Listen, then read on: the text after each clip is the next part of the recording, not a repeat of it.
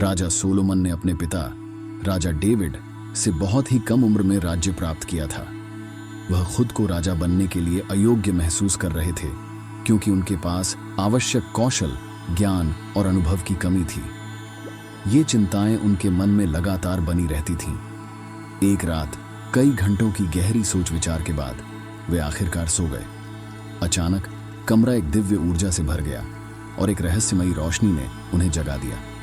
Solomon चौंक गए और डर गए। उस रोशनी के अंदर से उन्होंने एक आवाज सुनी। ये भगवान की आवाज थी। सोलोमन, तुम्हारे पिता डेविड एक महान राजा थे और मुझे बहुत प्रिय थे। तुम मुझसे क्या मांगना चाहते हो? सोलोमन ने साहस जुटाकर कहा, भगवान, आपने मेरे पिता पर महान प्रेम दिखाया और अब आपने मुझे राजा बनाया है, लेकिन जिस बड़ी संख्या में मुझे लोगों पर शासन करना है वह मुझे चिंतित करता है। मैं न्यायपूर्वक कैसे शासन करूं, लोगों को खुश कैसे रखूं और राज्य को समृद्ध कैसे बनाऊं?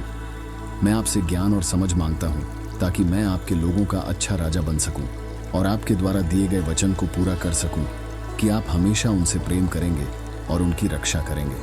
भगवान ने उत्तर दिया, तुमने निस्वार्थता से चुना है। तुमने धन, प्रसिद्धि या अपने शत्रुओं पर विजय की मांग नहीं की। इसके बजाय तुमने मेरे लोगों पर, जिनके ऊपर मैंने तुम्हें राजा बनाया है, शासन करने के लिए ज्ञान और समझ की मांग की है। इसलिए मैं तुम्हें ज्ञान और समझ दूंगा और इसके साथ ही मैं तुम्हें इतना धन, शक्ति और प्रसिद्धि दूंगा जितना किसी राजा के पास पहले कभी नहीं था और न कभी होगा। इस कहानी से यह स्पष्ट है कि एक राजा और नेता के रूप में सोलोमन अपने लोगों के लिए खुद से अधिक चिंतित थे।